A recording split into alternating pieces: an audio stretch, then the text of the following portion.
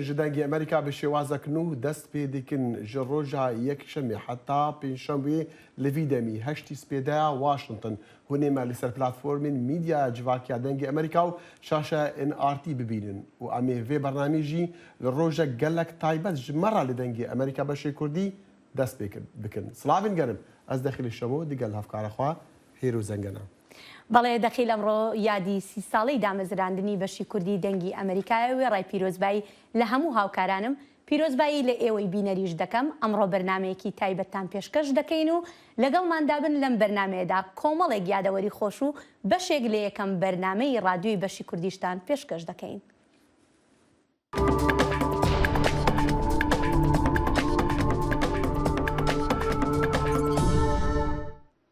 یەکەم بەرنمەی بەشی کوردی دەنگی ئەمریکا لەسەر رادیۆ تەنها 15 خولەک بوو با ئێستاش گوێمان لە دەستپێکی یەکەم بەرنمەی رادیۆیی بەشی کوردی دەنگی ئەمریکا بێت. This is the Voice of America. The following program is in Kurdish.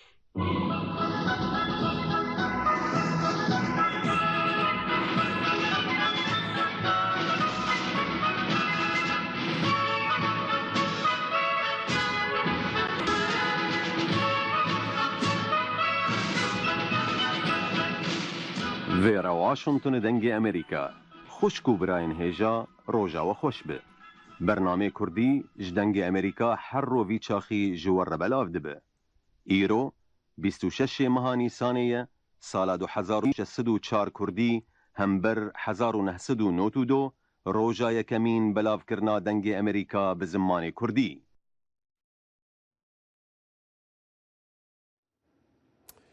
دیسان di bernama îro da ji bo diyarkirina piştevaniyê wezîrên derve û ê berevaniya Amerîka wê seredana Ukrayna bikin. Biznêspî yên Tirkiya li ser astê cîhanê navdar dibin û çendîn welat hîvî dikin û wana bi dest bêxin. Digel çend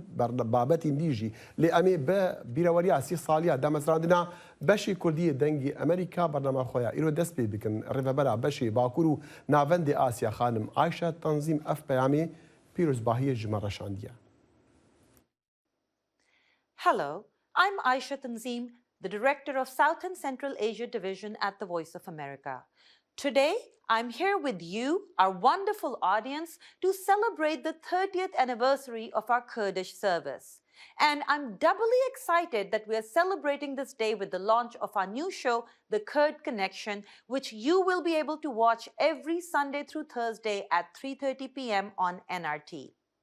The Kurdish service has been bringing you unbiased, objective news and analysis for 30 years, and we intend to continue doing that. I am really excited that you have been with us all along on this journey. So with that, I congratulate the Kurdish service once again, and I and the Kurdish service intend to continue this journey with you.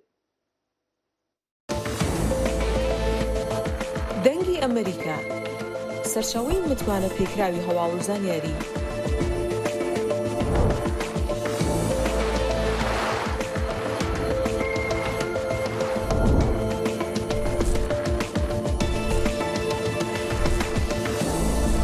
لە ماڵپەڕ و تۆڕە کۆمەڵایەتیەکانی دەنگی ئەمریکاوە ئاگاداری هەواڵ و گۆڕانکاریەکانی جیهان بە.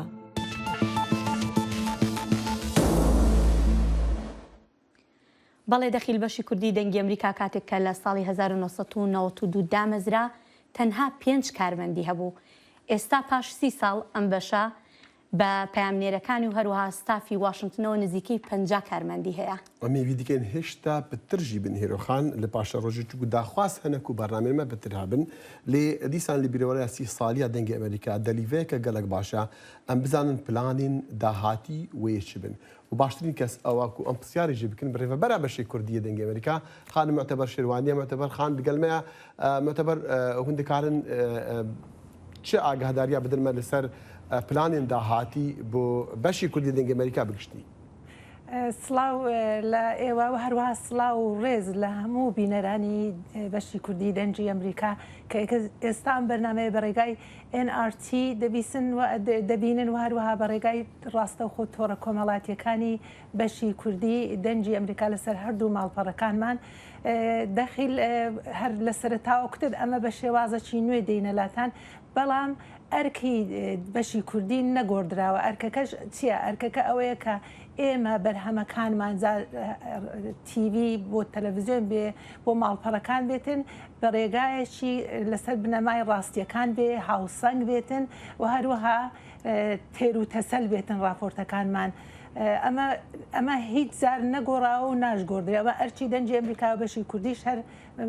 بەشێکە لە دەنجی ئەمریکا. بۆ پاشە ڕۆژ بۆ خۆ دەزانی ئەمە کاتە لە 3 پاژنیەوەڕۆ بە کاتی هەرێم هەتا 3:50 دقەیە. ئەم بەرنمەیە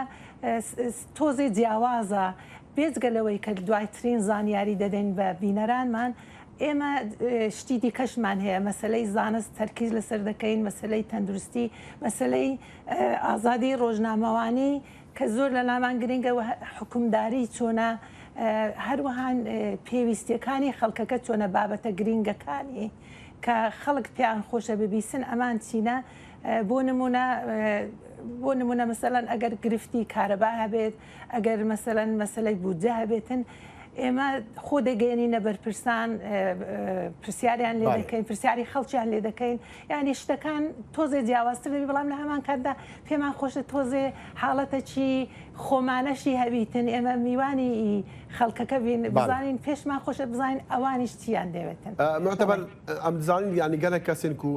بەحسی دەنگی ئەمریکا دەکرد، بەحسی مەسەلا زمان دەکرد و مەسەلا شێوەیە ڕۆژنامەوانی و ڕۆژنامەگەریە ئیرۆ. تکاری چی بێژی لەسەر وێ چەندێک و گەلێک جاری خەڵک بەس نامە دەدەن دوی بواریدا؟ بەڵێ دەخیل پێم خۆش بوو لە سەرەتا سپاسی هەموو ئەو کەسانەی بکەم کە پێشە منیش چەند مانگێک من چەند مانگ دوای بەشی کوردی هاتوومە، سپاسی ئەو کەسانە بکەین کە دەستیان پێکرد. هەر لە سەرەتای بەرنامە جۆمان لێبوو ڕۆژنامەوانی بەتوانە ساڵح نەجیمی حەسەن بوو بە کرمانجێکی زۆر جوان قسەی دەکرد. مەسلەی زمان زۆر گرنگە، خەلەفێ زێباری و هەروە هەمەر دزەی وەکو بڵێ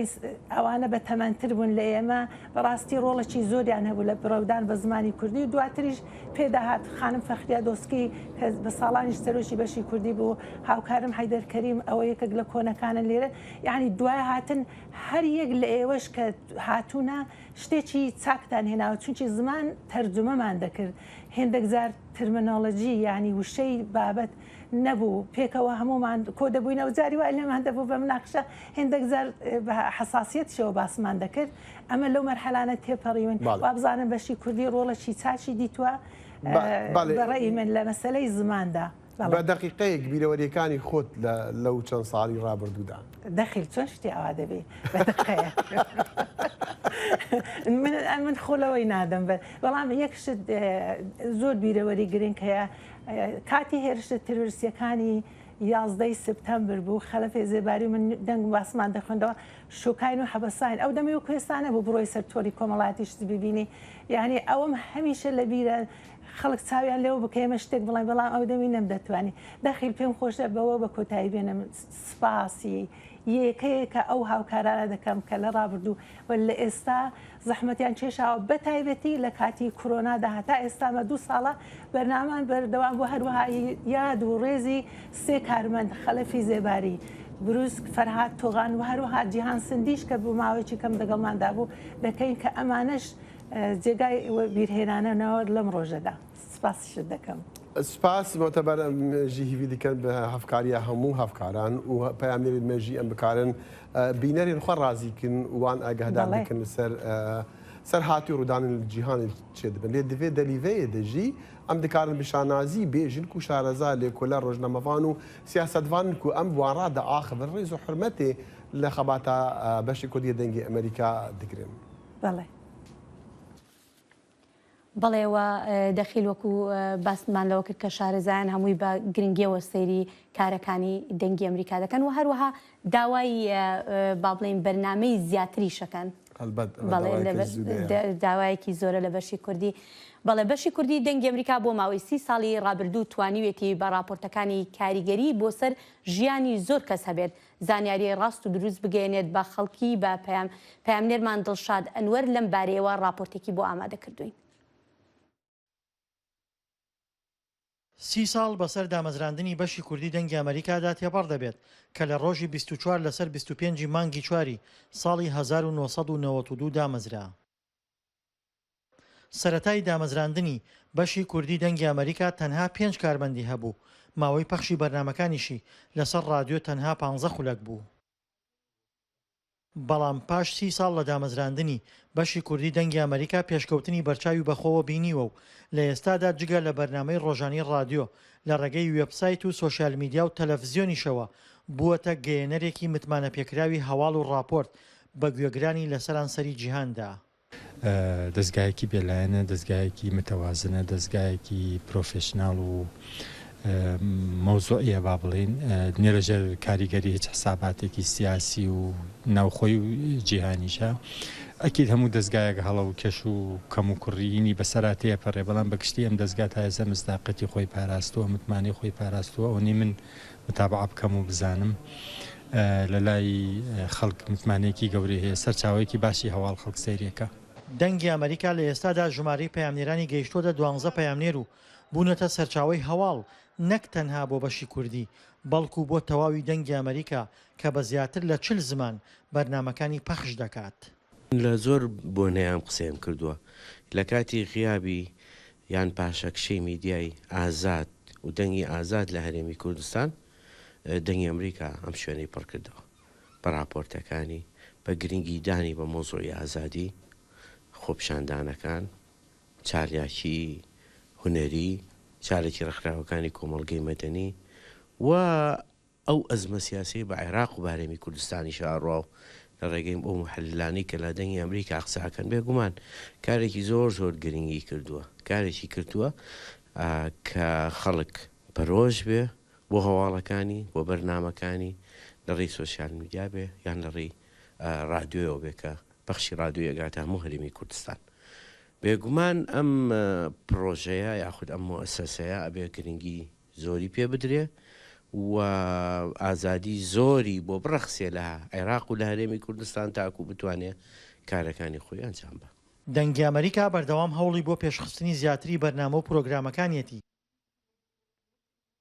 بە شێوەیەک دەرفەتی زیاتر بۆ دەنگ و ڕەنگە جیاوازەکان بڕەخسێنێت. دەنگی ئەمریکایەکە کە لەو میدیایانەی کە سەرچاوەیەکی باشی زانیاری و هەواڵە بۆ زۆرێک لە میدیاکانی هەرێمی کوردستان بۆ پێوەدانگەی کە وەکو میدیایەکی نێودەوڵەتی زۆرینەی بەرپرسانی کورد قسە بۆ دەنگی ئەمریکاکەن بەهۆی متمانەکەیەوە. ئەمە وای کردووە کە ئێمە وەکو میدیاکانی کوردستان کەمتر دەستمان بگا بە بەرپرسە سیاسەکان، بۆیە زۆرینەی لێدوانە سیاسەکان یاخود لێدوانەکان یاخود هەواڵ و زانیاریەکان هی بەرپرسە سیاسەکان، هی ژوورە تاریکەکانی ناو حزبە سیاسەکان لە ڕێی بەشێکی زۆری لە ڕێی دەنگی ئەمریکاوە دەستمان بکەوێ و ڕۆژانە هەواڵ و زانیاری نوێ بڵاوەکاتەوە دەنگی ئەمریکامە بۆ جۆرێک لە بەهۆی ئەو متمانەی کە پیاوی کردووە لە ناو شەقامی کوردی و لە ناو ڕاگەیاندنی کوردیە سەرچاوەیەکی باشە. ئەم متمانەیە بەردەوام بێت. لە ڕاستیە لەو پاشەکشەی کە بە تایبەتی لەم چەند ساڵی دواییە لە کای میدیای ئازادە هاتوۆتە ئاراوە، دەنگی ئەمریکایەکێک بۆ لەو سەکۆیانەی کە توانیوێتی تا ڕادەیەکی باش ڕووماڵێکی پیشەیانەی ئەو پێشاتانە بکە کە لە هەرێمی کوردستان و ناوچەکەیە دێنە پێش و توانیوێتی ئەو ڕووماڵە بە شێوەیەک بێ کە گەیەنەری بۆ چوونە جیاوازەکان بێەوە هەندێک مۆزوع و پرس و بابەت هەیە کە ڕۆچۆتە ناویان کەشف و ئاشکرای کردووە، بە تایبەتی ئەو راپۆرتە سیاسیانەیە یان ئەو راپۆرتە شیکاریانەی کە لەسەر پێشاتە سیاسیەکان چ لە ئاستی هەرێمی کوردستان وەروە عێراق و ناوچەکەش بێ بڵاویانەکاتەوە. دەنگی ئەمریکا لە ڕێگەی پەیامنێرەکانیەوە ڕووماڵی زۆربەی خۆپیشاندان و ڕووداوە سیاسی و کۆمەڵایەتی و ئەمنیەکانی لە تورکیا و عێراق و سووریا و ناوچەکان انجام داوە. بە شێوەیەک هەواڵ و راپۆرتەکانی گەیشتونەتە ملیۆنان کەس لە سەرانسەری جیهاندا. بە دڵنیاییەوەیکێکە لە میدیا کاریگەرەکان تەنانەت کاریگەری لەسەر باشووری کوردستانیش هەیە، توانیوێتی بەشێکی زۆر لە ڕووماڵی ڕووداوەکانی هەرێمی کوردستان بکە و چاوپێکەوتن لەگەڵ کەسایەتیەکان سیاسەتمەداران بکە، تەنانەت لە ڕووی فەرهەنگی و کولتوریشەوە توانیوێتی تا ڕادەیەکی باش دۆخی کولتوری فەرهەنگی کۆمەڵگەی کوردی بگوازێتەوە. ڕۆژنامەنووسان و چاودێران وێ ڕای ستایشکردنی ڕۆڵ و پێگەی دەنگی ئەمریکا، بەڵام پێشنیاری تایبەتیشیان بۆ بەرەو پێشبردننی هەبوو. پێشنیازی من ئەوەیە کە ئەم ڕادیۆیە گرنگی زیاتر بە یعنی مەجای سەقافی بدە و راپۆرتە ڕۆشنبیریەکانی ئەوەی کە پەیوەندیدارن بە چارەکی ڕۆشنبیرەکانی هەرێمی کوردستان چونکە لە زۆربەی کەناڵەکانی ئێمە ئەم شتە فەرامۆش کراوە و هەروەها لە بواری سیمینار و دیبێتی فکری کە ئەم بوارەیش فەرامۆش کراوە لە ناو میدیای هەرێمی کوردستانە سەر بە ئەوانی تریش یعنی مۆزوعی لاوان و مۆزوعی وەرزش و مۆزوعی ئافرەتان و نازانم مەساحەیەکی باشی وەرگرتووە ناو دەنگی ئەمریکا بەڵام برێوی پێ بدرێ دەنگی ئەمریکا بەم ڕێتمی کە گرتوێتی ڕێتمێکی باشە بەڵام پێویستی بەوەیە کە هەنگاوێکی زیاتر بهاوێت ئەو هەنگاوەش پێم وایە تەنها لە هەواڵ و زانیاریە نەوەستێت و کۆمەڵێ پرۆگرام و بەرنامەی بنکۆڵکاری ورد بکات لەسەر پرسە هەستیارەکان بە تایبەتی لە هەرێمی کوردستان پرسی نەوت پرسی گەندەڵی پرسی با بڵێن دەوڵەمەند بوون و بازرگانیکردنی سیاسەکان لە هەرێمی کوردستان ئەمە کۆمەڵی پرسن دەنگی ئەمریکا بەوەی کە ئەزمموی هەیە لە بواری کاری سەحەفی و ڕۆژنامەنووسی وەک ڕۆژنامەنووسی باش کاری تیا دەکەن دەتوانێت دەستی بگا بە زۆرێک لە زانیاریەکان و بەهۆی ئەو متمانێشەوە بەشێکی زۆری بەرپرسەکان لێدوان ئەدەن بۆ دەنگی ئەمریکا. دەنگی ئەمریکا هەمیشە ڕەخنە و سەرنجەکان بە هەند وەردەگرێت بۆ بەرەو پێشبردننی زیاتری بەرنامە و پرۆگرامەکانی. پێشنیارەکەم بەردەوام بن لەو ڕوتی ئیشکردنی هێناویانە تا ئێستا هەروە بەردەوامی و بێلایەنی خۆیان پارێزن مهمە میهنیەتی خۆیان پرۆفێشناڵیتی خۆیان پارێزن مهمە ئەگەر بکرێت تۆڕی پایانێرەکانیان فراوانتر بکەن بۆی ڕووماڵی هەموو ناوچەکانی کوردستان و عێراق بکەن باشترە بێت ئەتیما دەکاتە سەر توانە و ئیمکانێتی دەستگاکە کەمتر بینراوە دەنگێکی ڕخنەی بێ و با بڵێن واقعی کوردستان بە شێوەیەکی ڕخنەی بخاتە ڕۆ زیاتر ئیشی لەسەر ئەوە کردووە کە پیشانی بات لە کوردستان با بڵێن دەنگ و ڕەنگی لایەنەکان بگوازێتەوە بە شێوەیەکی گشتیش لایەنەکانی ناو دەسەڵات یاخود سیاست مەدارەکان بێت بە بڕای من داوەزێتە خوارەوە دەنگی خەڵکی ناڕازی ئۆپۆزیسیۆن و ئەو کەم و کوڕیانەی کە لە واقعی کوردستانە هەیە لە واقعی حکومڕانی هەرێمی کوردستانە هەیە بتوانێت ئەوانش بگوازێتەوە. ئامانجی دەنگی ئەمریکا گەیاندنی ڕای دامەزراوە جیاوازەکانی ئەمریکا و بۆ چوونە سیاسیە جیاوازەکانی پارت و چین و توێژە جیاوازەکانە بە دنیای دەرەوە. هەروەها دەنگی ئەمریکا ئامانجەتی ببێتە سەرچاوی هەواڵ و زانیاری دروست بۆ ئەو ناوچانەی کە میدیا تیاندا سەرکوت دەکرێت. دڵشادە نوارە دەنگی ئەمریکا هەرێمی کوردستان. هەلبەت دوو هەفکاری دی لە ڕۆژین چاشەم و پێشەم لشونا من و هێرۆخان ڕووی نەوێ دەریش بۆ پێشکردنا بەرنامە کورد کونەکشن یەک جوانە هەفکار ساڵح دەمیجەر و بەفرا و نوریژی وان ڕۆژان بن کاک ساڵح نەهات گەل منە کاک ساڵح دخواز بزانم بتر چ دخوازی بکردی بەرنامە کورد کونەکشندا لە ڕۆژێن داهاتی. بەێ دەخیل براسیی بەرێ وەژی بەحسەوەیەکێ کرد ینی ساڵڤەگەرا سیهیا دامەزراندرا بەشی کوردیە دەنگی ئەمریکادا ڕۆژێکە گەلێکی گرینگە ئیرۆ کۆ بەرنامەیە کورد کونکشن بۆ 5 ڕۆژان دە هەفتێدا وەرە پێشکەشکردن ئەمژی وەکتەژی گوت ینی ئەز و هەفکارە خوا بەفرا و ئەمێ بوەرە نەلش جهێوە بوەرە لەگەل تەو لەگەل هیرۆ وێ بەرنامەیە 5 ڕۆژان پێشکەش بکەن براستی ئەم بدلێکی گەرم چاوەڕێنە و کاربن ئاگاهیان سەروەخت و هەری داوی ژوارە پێشکەش بکەن تشتێکی تایبەت هەیە لەوێ دەرێ جهێ من وەکوون دەبینن لە پشت من کۆنگرەسە ئەمریکیە جهێ کۆ پرۆژە بریار تێنە داڕێشتن بریار تێنە دەنگدان دۆر بریاران دەبە بریار تێنە پەسەندکردن نەتەنێت دەرباری ئەمریکادا بەرام هەندێک بریارین جیهانیژی لەڤرتێن پەسەندکردن براستیژی گرنگیە وێ ئەوە کوێ ئەv جه ببە پەنجەرەیەکی کو ئەمکارە بن ئاگاهیان هەری داوی و سەروەخت بگینن بینەر بیسەر خوێندەوان و شوپینەرین مەدیا جڤاکیە دەنگی ئەمریکا ئەv وێ ببە بەشێکی هەمە ڕۆژانەژ بەرنامەیە کورد کونکشن ئەف شتێکی نوێ هەلبەتە پەیامێن دناو وێ ئاڤاهەیە گەلکی گرنگا جیهانێدا ساڵح بینەر تو بێژی پێشبینیا چ ژمە دکن براستی دەخیل پرسیارەکە گەلێکی گرنگە بینەر پێشبینیەوەیەکێ دکن کو دەنگی ئەمریکا وەک کوچاوە بێعالی یعنی لە جەمە لەزگینیە گەهاندنا نوچەیان گرینگە لە یا هەری گرنگ ئەوە کۆ ئەو نوچە بە ئەوایەکی بێعالی بە ئەوایەکی ئەم ببێژن ڕاست و درست بگە بینەران ji ber birastî li herême bigiştî û medya Kurdî bi awayekî taybet hinekî pirsgirêk divê derbarê de hene ew jî yanî bi rengekî rengan partîtî ragihandina nûçeyan de heye ji ber wê ez dibînim bîner pêşbîniya wê kê ku dengê Amerîka bi taybetî em ê hewl jî bidin di Kurd Connectiona 5 rojan di heftê da ku em wêyekê bi awayekî rast û durist bikin ji ber em dizanin malbata Kurdî di hindirê malbatê du endamên Kurd hindek nerînên ciyawaz hene wê demê eger tu bi alîkî de bişe aliyê din toredekî ya herî baş ew ku tu nûçeya durist bigînî wan nexeme eger hinekî dereng be lê divê durist be û bêalî be ev tiştekî gelekî biriye ku dengê Amerîka gelekî wek bê taybetmend de têde. صالح gelekî spas ji wan agahiyan. خەڵکی ئامەریش دید و بۆچوونی خۆیان لەسەر کارەکانی بەشی کوردی دەنگی ئەمریکا دەخەنە ڕوو پەیامنێرمان خەدیجان فەرقین لەگەڵ سیاسەتمەداران و ڕۆژنامەواناندا قسەی کردووە.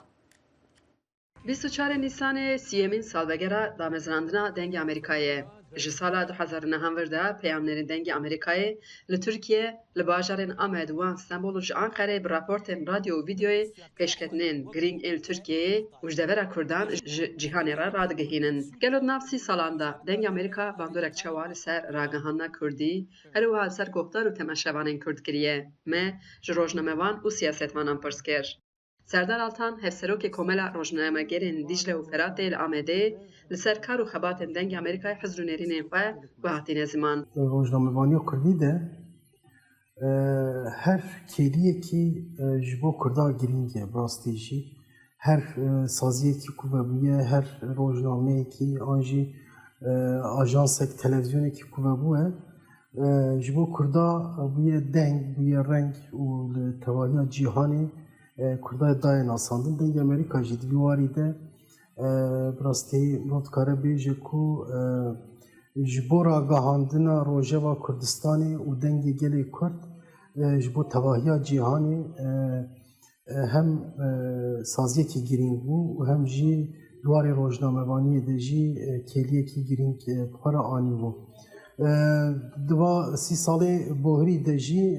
ev yek xweda xuya kirin ku pêdiviya Kurdan bêtir bi xwe nasandinê bêtir bi derdê xwe gotinê û bêtir bi em bêjin tiştê ku li cîhanê diqewime bibîhîse û sabike bibî hebû dengê Amerîka jî bo dikare bêje di vî warî de rol û misyonekî girîng hilda sermilê xwe û heta roja îro anî. Mehdi Mutlu ji dest nişan dike ku dengê Amerîka ji bo nûçeyên objektif çakaniyek bi bawer e. Her çend di warê Kurdî de hindekî dereng jî mabe yani salên notan lê dîsa jî ev xeracirên ku nav Kurda da dengê Kurda li dinyayê belav bû ew jî gihêştin bi vî hewayê dengê Kurdan di cîhanê belav kirin. Tesîrekî bandorekî baş kir li ser medyayên cîhanî ku îro yani em hejmara wan nizanin ku ji dewletên cîhanê ku ji dam û dezgehên yê beynelmînelî cîhanê ew jî di warê Kurdî de xebatê xwe kirin û niha stafên xwe amade kirine bi Kurdî weşanê xwe dikin û karê rojnamegeriyê dikin. Yani hem di warê îlhamê de û rê li ber vekirinê de bi rastî jî quwetekî hêzekî mezin da wan dam û dezgehên din yê cîhanê. Parlamenterê HDP İmam Taşçıer behsa girîngiya rola dengê Amerîka dike û helbet dexwazê wî jî hene. Heta vêga sî salê kedekî û xizmetekî baş kir ji bo gelê Kurd dixwazin televizyonekî Amerîka dengê Amerîka hebe ku weşanê 24 saeta bike û du weşanê tev Kurdî be weka 5 milyon Kurd li çar perçe Kurdistanê dijîn ew ê tivane her çar perçe jî ew ya godarî bikin. Siyasetvan Bayram Boziye jî îfade dike ku dengê Amerîka ji bo gihandina peyama Kurdan erka xwe baş bi cîhanî. Rastî di rewşê ku li Kurdistana Bakur gelek zext û zehmetî li ser ziman û çand û giştî li ser Kurdan hebûye.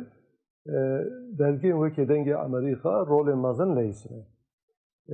Karbûne dengê Kurdan bigîşinin cîhanê û dengê cîhanê bigîşinin Kurdan. Ez bixwe bi saya dengê Amerîkayê gelek caran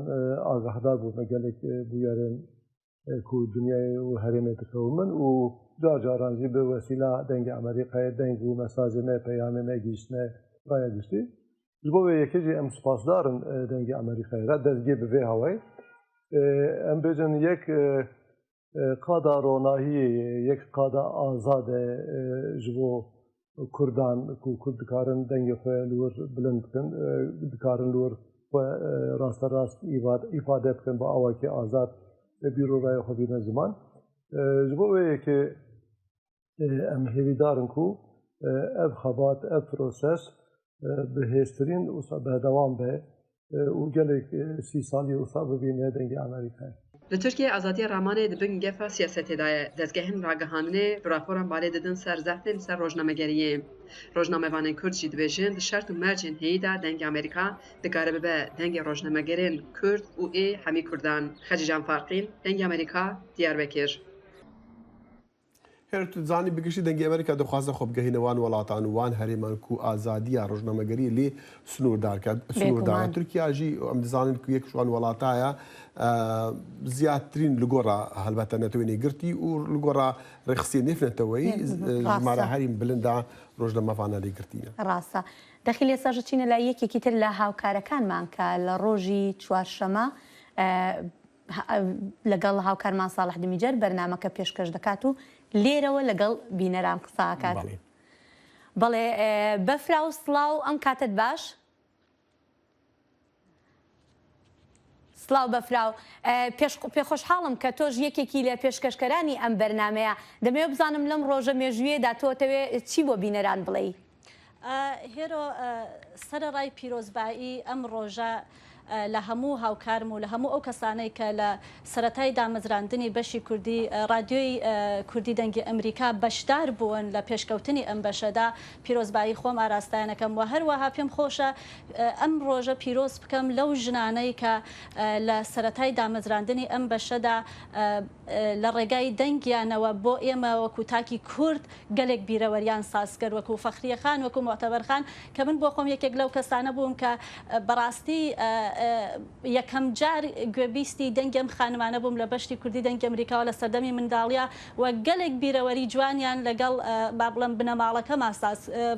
بۆ خولقاندووە. بەڵێ بفرا و بێگومان هەر کاتێک کە باسی کاری ڕۆژنامەوانی ئەکرێت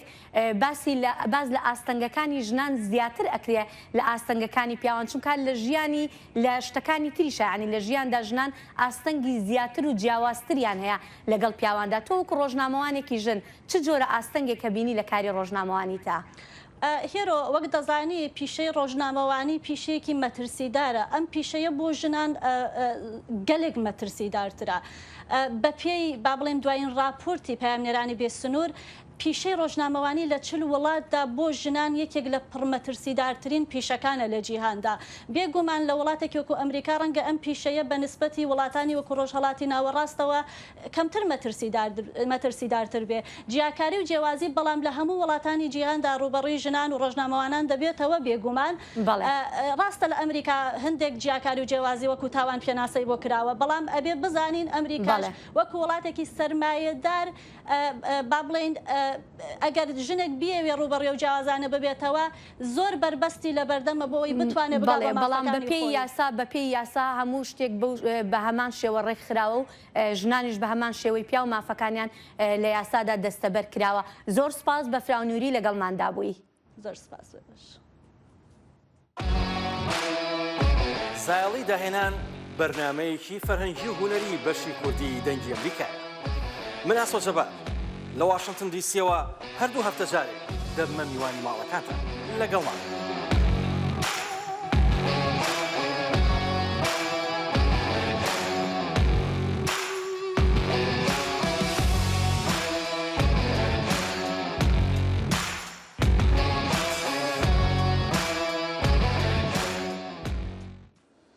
جگە لە کارە گرنگەکانی تری بەشی کوردی دەنگی ئەمریکا ڕۆڵێکی گرنگیشی لە گواستنەوەی هەواڵەکانی شەڕی داعشدا هەبوو. ڕاستە هێرۆ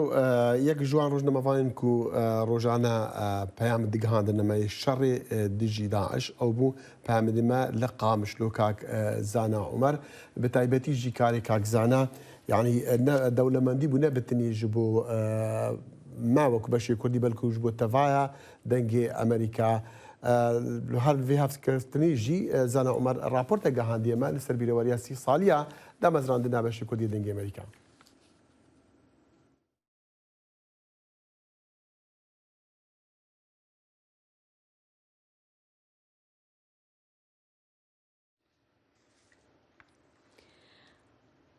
بەڵێ هەروەها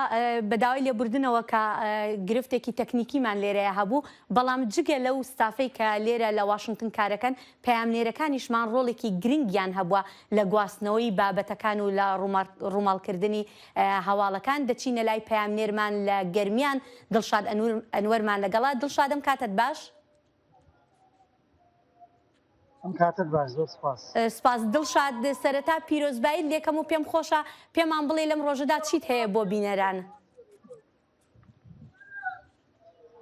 بەڵێ دیارە من دڵشادنەوە پەیامنێری دەنگی ئەمریکا لە کەرکووک دیارە لە 30 ساڵەی دامەزراندنی دەنگی ئەمریکادا پیرۆزبایی لە تەواوی گوێگران و بینەران و بیسەرانی دەنگی ئەمریکاوە پیرۆزبایی لە تەواوی هاوکاران مەکەم لە چی لە ستۆدیۆوە چی لە با بڵێن کامیرەمان و چی لە تەواوی بەشەکانی تری کوردستان و من ئەمەوێ ئاماژە بۆ بکەم کە لە 30 ساڵەی دامەزراندنی دەنگی ئەمریکادا بێگومان دەنگی ئەمریکا لە پلانیدایە کە بەرنامەکانی فراوانتر بکاتەوە وەکوەوەی کە پێشتر لە هەفتەیەکدا ئێمە 2 گەشتی هەواڵ یاخود 2 بەرنامەی کورد کەنێکشنمان هەبوو لەمە دواوە لە ئەمڕۆوە 5 ڕۆژ ئێمە بەرنامەی کورد کەنێکشن پێشکەشەکەین و بێگومان لە چوارچەوەی ئەم بەرنامەیە هەواڵ و زانیاری و ئەتوانم بڵم لێکۆڵینەوەی وردی ڕۆژنامەوانی پێشکەش بە بینەرانمانەکەین لە هەرێمی کوردستان و لە تەواوی ناوچەکە و من هیوادارم کە بتوانین لەم دەرفەتەی کە ماوە لە پێشمان بیڕەخسێنین بۆ ئەوەی کە ببینە سەرچاوەیەکی باشی باوەڕپێکرا وەکوەی کە ئێستا بە هەمان شێوەبوونێتە سەرچاوەیەکی باشی باوەڕپێکرا و بۆی بتوانین کە متمانی زیاتری خەڵک بەدەست بێنین و بە دڵنیاییشەوە پێم خۆشە و ئاماژەش بکەم کە پێویستە خەڵکی کوردستان چاوەڕوان کە لە چوارچەوەی بەرنامەی کورد کەنێکشنە کە لە هەفتەیەکە 5 ڕۆژ لە یەکشەمەوە تا پێنجشەمە پێشکەشەکرێ بە دڵنیاییەوە بە راپۆرت و هەواڵ و زانیاری با بڵێن ڕاست و دقیق دێنە خزمەتیان. بەڵێ بە دڵنیاییەوە ئامانجی ئەمەیە زۆر سپاس دەکەین دڵشاد ئەنوەر لەگەڵماندا بووی. و چەندین ساڵە ji Diyarbekir Amedê peyamnêra dengê Amerîka xecîjan farqîn me agadar dike li ser rûdanên giring xecê bi meraya rastexwe xecê kedate naê ji bîrkirin û xebateta em rêz û hurmetê jî lê digirin îro te çi heye tişmere bêjî? بله که داخل یا وقتی تجدید نشان کردی سال ایرو سالگرا سیمین سالگرا دنگ آمریکایه پیروز به سب خیره به ام بجم براستیجی یعنی دنگ آمریکایش بود همین کردان بیه یعنی به شکل آگاهاندنی عصر بخواه اجبرکو راپورت که مجوار شان جلودر دا همین سیاستفان و روشنامه‌نویسی باوری خود وی کتینه حتی امام تاشر به جزیرت که دوی نتنی هفته 5 دقیقه ساعته کی به 24 ساعت به دنگ آمریکایش بود کرد تایبت به تلویزیون که سرته هدیه مشهد و ریدایه بله یعنی وقتی مثلا گلک اوهنن یعنی طبعا دمی داویدا اپراسیون هن هر وسا اپراسیونا کو الباکور عراق العرض هرما کردستان سر بنده هم پککی باندار خو سیاست ترکیه جدخه هدف جی پارتیین سیاسی جی حمیل بدر دوشیل بدر داخلیانیکتان همان انگده او مثلا دیپلماسی دومه سروک هر سروک هدف لیتا سانجار کنگره باجر مولای آخری سال سر همان چی آخری و بحثا مثلا شهر ارکا ترکیه دچار اوکراین دا دوباره کرد که وداره آشتخواز بوله نه حال وداره سر کرده شرکی دانه دسته که سر عرض کرده و حاصل روزا و ما باجش سر سیاست ترکیه به حسن که دومه لی ام هیوی دکم ام راپورتن خوش و گشتر ام جویدراج بود تماشاوان دنگ آمریکایی حتی 5 روزه پیشکش بکن و کسی رو برنامه کرد کانکشنه. امجیل بنده هنده نخواهی گل که سپاس ترا ایب دمیر جدی مرای امت خواست امزان که وی پیامیوی چه با دوی روزا تایبت دا دوی روزا گل که گرینگ دا جمره دنگ آمریکا ایوب تا چه هست جمره بیجی لوی روزی؟ داخل دامزراندران سالوگرا دنگ آمریکای یا بشه کردی پیروز دکم راستی جبو مجی شانازیه که از دوی سازی دا کار دکم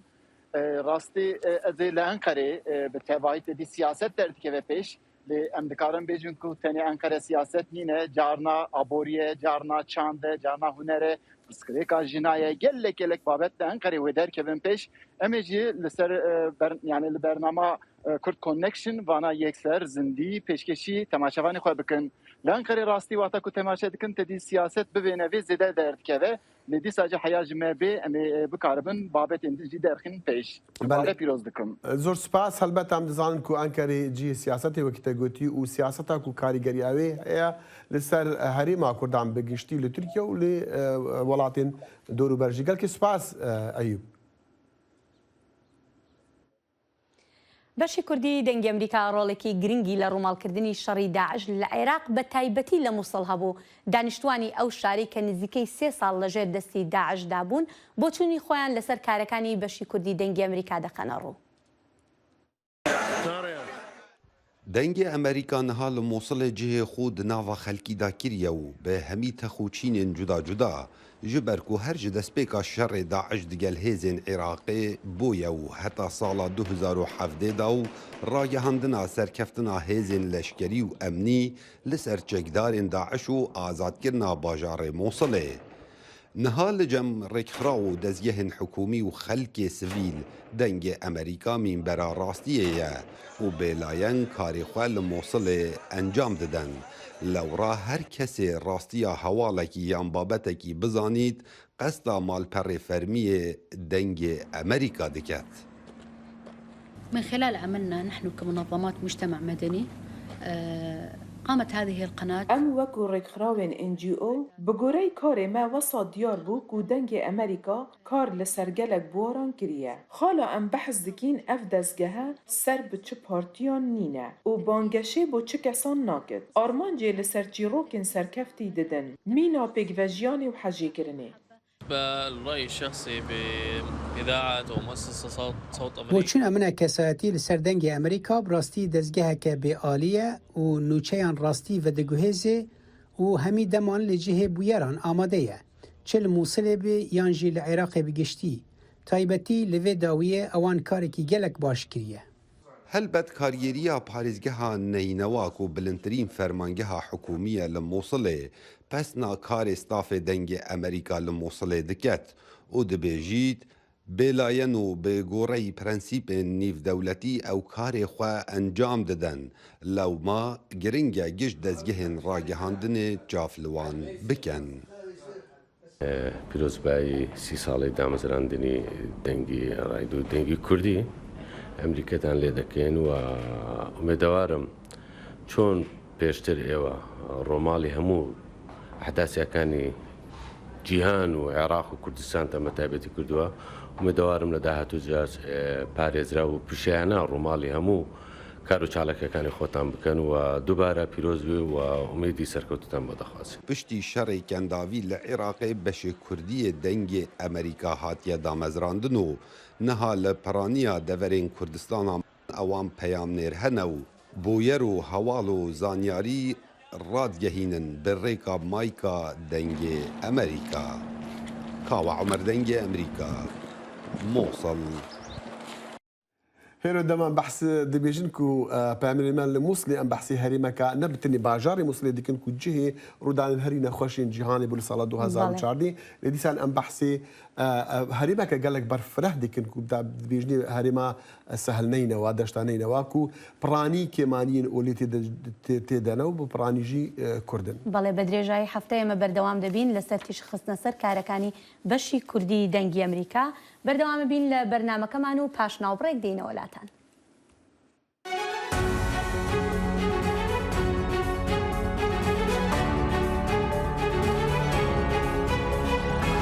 چاوی واشنگتن بەرنامەیەکی هەفتانەیە لە بەشی کوردی دەنگی ئەمریکاوە ئامادە و پێشکەش دەکرێت من بەڵێن ساڵح هەموو ڕۆژانێکی هەینی لەگەڵ پسپۆراندا تاوتوێی گەرموگورترین بابەتی ڕۆژ دەکەین لە پەیوەندی بە سیاسەتی دەرەوەی ئەمریکاوە لەگەڵمان بن.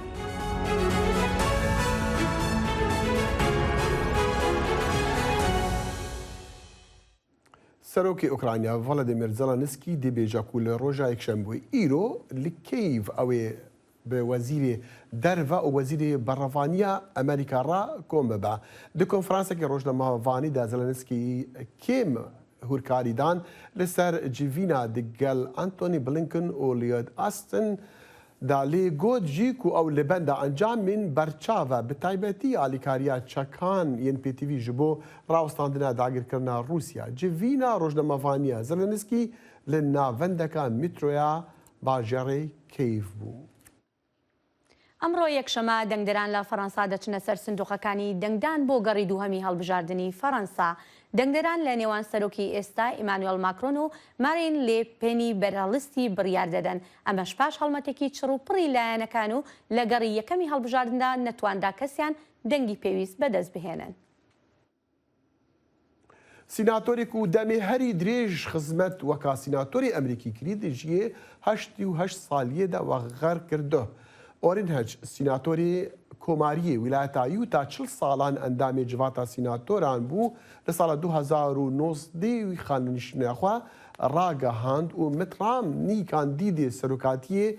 یێبەرێ جهێوی گرت هەج خودیبیر و باوەرێن گەلک پارێزیار بوو و چەندین جارانژی ڕوبڕووی دموکراتان دەبوو لەسەر پرسێن ئابووری و جڤاکی. دەنگێ ئەمریکا جافکانیەکە پێباوەریان و چاو ئاگاهیان.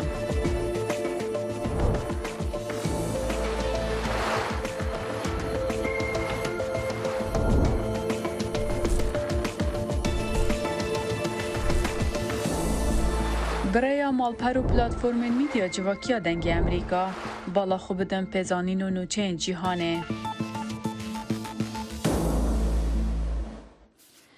دەخیل باس لەو سیناتۆرە کرد سیناتۆر هاج ئەو هەر چەندە کە خۆی کۆماری بوو و لەلایەن سەرۆکی پێشەوە خەڵاتیش کرابوو بەڵام دۆستێکی نزیکی سەرۆکی ئێستا جۆ بایدنیشە. بەڵێ هێرۆ دیسانیانوی وەکو دەبێژن گەلک خزمەت کردیا و دەدەمی ویدا بترین یاساین ئەمریکی هاتنە پەسەندکردن ئەم دەزانیژی و هەر گەڕێکا سیناتۆران بە 6 ساڵن لێ هەر کەس هەر سیناتۆرە دکارە چەندی جاریوی بوێ خواکانی بکات لێ ئەمها ڕوو بکەن کوردستانی فەرهان هەورامەنی فستیڤاڵە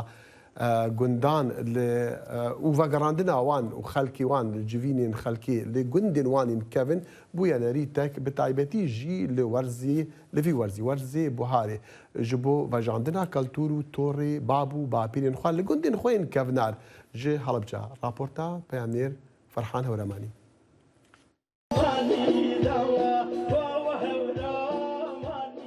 لە هەرێمی کوردستاندا و لە وەرزی بەهاردا وە کولتور و نەریتێکی هەمیشەیی لێ هاتووە خەڵکی گوندەکان ڕۆژێک بۆ گوندەکەیان دادەنێن و لەو ڕۆژەدا هەموو گوندنشینەکان لە ناو و دەرەوەی گوندەکە دێنەوە گوند و فستیڤاڵێکی هونەری و کەلتوری ڕێک دەخەن. بەشداریکردن لەم جۆرە فستیڤاڵانەیە بەتایبەت بە جلوبەرگی کوردی و ڕەسەنایەتی کوردی دەربخات هەستێکی تایبەتی هەیە و کردنەوەی ئەم جۆرە فستیڤاڵانە بۆ هەج گوندێ بێ بۆ هەر شوێنێک بێ تایبەتمەندی خۆیە ئەو گوندە ئەناسی نازنامەی چۆن کەی دروست بووە و پێکاتی خەڵکەکەی چۆنە و چه کولتوری چه عادەتێکیانەیە بەتایبەت بۆ ئەوانەی کە لە دەرەوەی شارن ئێمە زۆر کەزیێتە ئێرە لە سلێمانی و لە هەولێرەوە تەناو ئەم فستیڤاڵانە ئێستا گەنجیشوانەیە زووتر پێش کیمیاباران یان لە دوای کیمیاباران عایلەیان ڕۆشتووەتە ناو سلێمانیەوە کولتوری ئێرەیان نەبینیوە ئەگەر خەڵکی ئێرەش بووبن لەم کاتی ئەم جۆرە فستیڤاڵانەیەنەوە سەردانەکەن ئاشنا بن بە عادەت و کولتوری ئێرە. خانمێک کە خەڵکی گوندی گوڵپا لە ناوچەی هەورامان و لە ڕۆژی گوندەکەیاندا بەشداری کردوواڵێ هەستاوین بە زیندووکردنەوەی کەلتوری گواستنەوەی بووک کە لە کۆندا و لە گوندەکەماندا چۆن بووە جارێکی دیکە نمایشمان کردووەتەوە. بەڵێ وەکو ئەزانین ئەم فستیڤاڵە بۆ کۆبوونەوەی هەموو لادێکانە لە گوڵپا پێویستە خەڵکەکان کۆبکەینەوە خەڵکی هەنێ گوڵ کەسەیە کە خزمەتیان بۆ گوڵب هەبووە بتوانین پیشانی خەڵکیان بین و بتوانن زیاتر بەرچاوڕوون بن دیارە و خەڵکانەوە کە زۆر هەوڵیاندا و گوڵب بەرەو پێشەوە بخەن. ئەم فستیڤاڵە چەندەها شتانی کولتوری تیاکراوە و هەروەها شانۆی تیاکراوە وەک بینیتان وە بزانم سێتان کردبێت کە بووکەکەمە بووکیان هێناوە بە سەردەمی شێوازی کۆن کە لەسەر ئەسب بووە. بەرهەمی کللتوری گوندەکانی هەورەمان بەگشتی لەم فستیڤالاندا لەلایەن خەڵکی ناوچەکەەوە دەهێنرێت و لەبەر قەرەباڵقی و فراوانی فستیڤال بەشێکی زۆری ساغ دەکرێتەوە. هەندێک لە خانمانی دەستڕەنگینیش بە بەرهەمەکانی خۆیان لە بازاڕەکەدا بەشداری دەکەن و وەک خۆشیان دەڵێن داهاتێکیان دەست دەکەوێت. وەکو کاسبکارانی ناوچەی وەرامان ئەم فستیڤالانە بەڕای سوودێکی زۆر باشیە بۆ ناوچەکە و بۆ خەڵکی ناوچەکەش. ئەم فستیڤالانە کە دەست پێکرێت عادەن ساڵانە خەڵکی و ناوچانە هەمووی کۆ بێتەوە کە کۆ بێتەوە ناسینێک و خزمایەتێکی تون و تۆڵ دروست دەبێت ناویانە ئاشتبوونەوەیەکی یەکجار زۆر دروست دەبێت ناویانە. ئێمەژە و کاسبکاری ناوچەی وەرامان هەنێک کەلوپەل و هەنێک ئیشی دەستیمانەیە یێنین لەم فستیڤالانەیە عەرزیەکەین و ئەیفرۆشین. هەندێک جار فستیڤالەکان لە چوارچەوەی کۆبوونەوەی فراوانی گوندەکانی یەک عەشیرەت و هەندێک جاری دیکەش بەجیا ئەنجام دەدرێن. ئەم فستیڤالانە هەموو ساڵێک لەلایەن خەڵکەوە چاوەڕوانیان لێ دەکرێت. یعنی با ئێمە واز لە خێڵایەتی بێنین، واز لە باری عشایەتی بێنین، لەوە بێن دەرەوە ئێمە ساڵانە مەفروزە، یعنی هەموو شوێنەکان ئەم فستیڤالەی بکەنەوە زیاتر بۆ خۆشبەختی خەڵک، زیاتر بۆ یەکە ئاشنابین بە کەلتوری مێژووی جاران ئێمە چۆن ژیاوین، جاران چی بووین، بە ئەوانە ئاشنای نەوەکانی ئێستا بکەین، بڵین لە ڕابردوو خەڵک واژە لەبەر ئێمە قەدری ڕابردوو بزانین. جوانی سروشتی کوردستان و گوندەکانی لە وەرزی بەهاردا ئاوێتە دەبێت بە پۆشینی جلوبەرگی کوردی و دەربڕینی خۆشحاڵی بەشداربوانی فستیڤالەکان. ساڵانە ئەمە بووەتە نەریتێکی باو خەڵکێکی زۆر خۆیان بۆ بەشداریکردن لەم فستیڤالانەدا ئامادە دەکەن. فەرحان هەورامانی، دەنگی ئەمریکا، هەڵەبجە.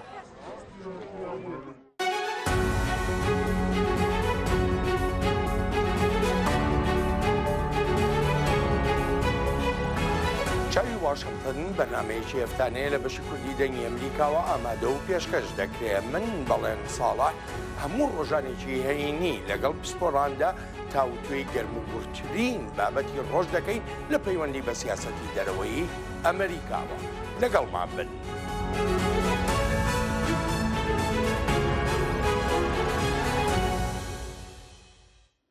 مخابن مادام نامەکومان راپۆرتەکە بوو لەسەر بزنی سپیین تورکیا و نەها لە دنیای نافدار بوونا لێ هیویدارم لە بەرنامەن بێدا سباهی دزمە دام هەبەش بۆی راپۆرتی. بەڵێ دەخیل پاش نزیکەی 20 ساڵ کە یەکەم ڕۆژی کارکردنم لەگەڵ تۆ هاتم بۆ سەرکار ئەم پاش نزیکەی 20 ساڵەمە لە ستودیۆ بێکەوە دانیشتین و بەرنامە پێشکەشەکەی باس نەکە هێرۆ کە دەڵی 20 ساڵ پێش 20 ساڵ کەواتە ئەمرت ئەو وەختە چەند بوو منامی باسی عمرش بکەم. باوەڕ کە دێتە سەر بابەتی ڕۆژنامەوانی دەخیل ئەوەی شانازی بە ئەزمموی کارکردنەکەت ئەەکەی ئەوەنە تەمەنەکەت گرنگ نییە بەلاتەوە. بەهەرحاڵ منیش زۆر پێخۆش بوو هێروژیان کە لەگەڵ منابووی وە بەڕاستیش کاتێکی زۆر گرنگ و خۆش و بەسوود پێکەوەمان لەگەڵ هەموو هاوکاران لەگەڵ هەموو هاوکاران بەڵێ بێگومان و هیوادارین کە بەردەوام بین. بەڵێ بینەران دەتوانن گوێبیستی بەرنمەکانمان بن. بەرنمەکانی بەشی کوردی دەنگی ئەمریکا کۆمەڵێک بەرناممانەیە، بەرنامەی رادیۆیی، بەرنامەی تەلەڤیزیۆنی، چەند بەرنمێکمانێک هەمووی لەسەر ماڵپەڕەکانی بەشی کوردی دەنگی ئەمریکا، ماڵپەڕی کرمانجی و ماڵپەڕی سۆرانی بەردەوامن. بۆ ماڵپەڕی کرمانجی دەتوانن سەردانی دەنگی ئەمریکا.com بکەن و بۆ ماڵپەڕی سۆرانی دەتوانن سەردانی دەنگی ئەمریکا.com بکەن و هەروەها بێگومان ئێمە دەتوانن سەردانی لاپەڕەکانمان لە فەیسبووکیش بکەن، فەیسبووکی بەشی کرمانجی VOA کوردی و فەیسبووکی بەشی سۆرانی VOA کوردش کە لەوێەوە دەتوانن تەواوی بەرنمەکانمان بەرنامەی ڕاستەوخۆ و هەروەها بەرنمەکانی تری ڕۆژنانەشمان ببینن. بێگومان هێرمە تویتەر هەیە، مە ئەنستگرام هەیە، مە هەموو پلاتفۆرمین دیجیتال میدیا هەفشەرخەنە ئەم هیویتکن و گۆدارمە بینەری مە وەکو بێژن ئەوەی و حەزش دەنگی ئەمریکا دەکەن و بەندا پەیامون و چێن ڕاست و دروستن دەمیخوا و پەیامێن و باڵانس بکن ئەو بوون ڤەگەرنەوان پلاتفۆرمین دەنگی ئەمریکا. ئەم تێنە داویە بەرنامی؟ بەڵێ لێرەدا دێنە کۆتایی بەرنامە و لەگەڵ کاتێکی خۆش بۆ ئێوە و هەموو هاوکارانمان جارێکی تر پیرۆز بێت. بەدوعا.